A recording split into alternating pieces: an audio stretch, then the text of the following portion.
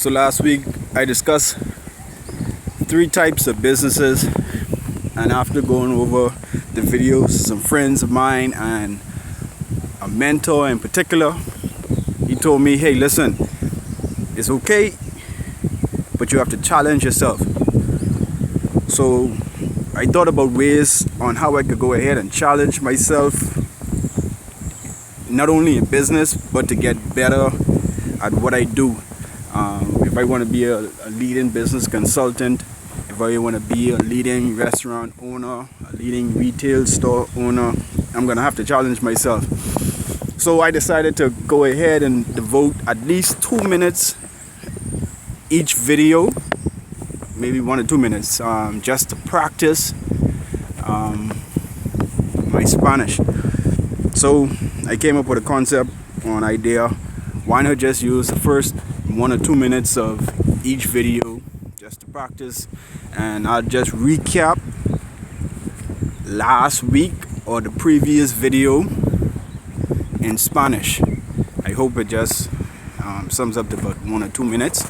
And I guess my friends out there who speak Spanish could go ahead and give me a critique, give me a like, give me a comment. I haven't spoken Spanish in a while, so I know I gotta brush up. So here's me brushing up. En la semana pasado yo hablo con 3 tipos de negocios. El primer tipo de negocios es B2C o B2C o negocios a cliente. El segundo tipo de negocio es B2B o B2B o negocios a negocio. El tercer tipo de negocio yo hablé en la semana pasada es negocio a negocio o B4B. Este es 3 tipos de negocios. El primero tipo de negocio B2C o negocio a cliente simple es una compañía lo que es para los clientes. Tienen cosas como productos o servicios. Un ejemplo es un servicio de gas, una oficina de mentira o una tienda. El segundo tipo de negocio, B2B, es una compañía lo que tiene servicio y información y producto. El tercer tipo de negocio es B4B o negocio de negocio. Este es una compañía más grande, pero es para las compañías más chiquitas. I hope this is just me practicing Spanish. I hope this is a way for me to get better.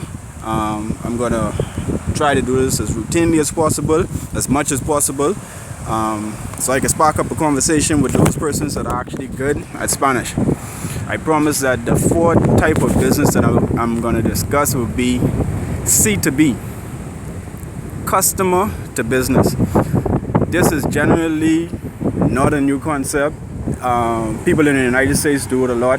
People in Europe do it a lot.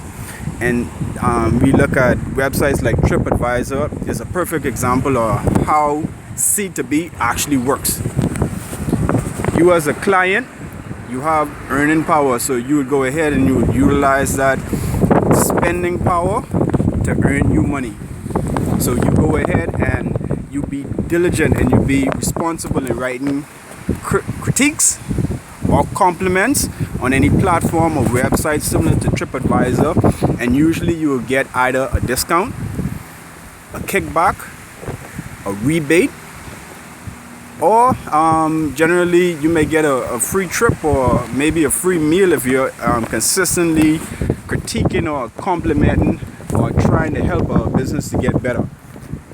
So I wrote down a two-prong approach: customer to business, and there's 3 items that I listed in this customer to business approach. The first would be constituent to government. Okay, so the constituent would be the customer, the government would be the business, a frequent shopper to retail stores or restaurants, that would be the business, and a congregant. The business would be the church. This may seem weird in of itself, but it's helpful. What do you look at when you write your government?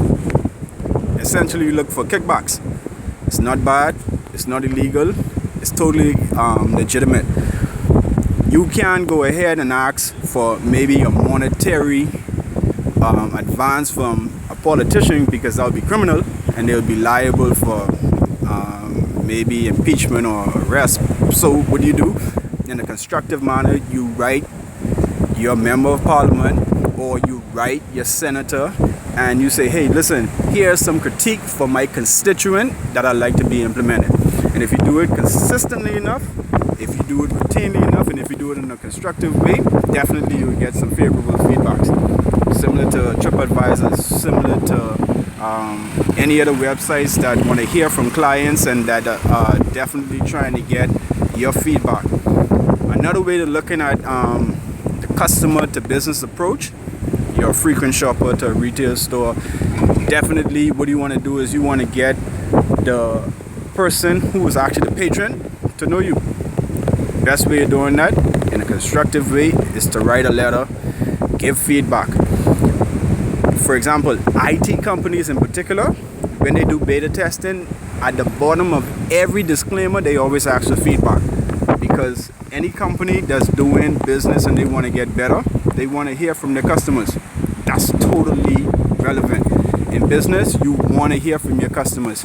You want to get as much negative feedback or positive feedback. The most important thing is to get feedback from your customers. So in a retail scenario, you will probably get maybe a discount, maybe a monetary kickback. For example, if you go into a restaurant regularly enough, hey, the food is off today, that's a good critique. So they'll give you a monetary discount on your bottom line or on your bill. Now, I wanted to get to this approach of church being a business, and I totally agree that churches should be business. For example, Jesus left good illustrations on how we should approach life, and the way he did his ministry was business-like. He had a trustee, he had a deacon board, and he had a treasurer. That in of itself tells you that it's a business. So how do you make a critique or give a compliment to your pastor or maybe your presbyter? Same way, you write. You give some positive feedbacks. You can't go ahead and tell the pastor what to preach, but you could give him some tips on maybe how the church parking lot is arranged on, or how you could get more people in the church. That's a different approach to giving maybe a nasty remark. Hey, dude, you didn't preach well this day.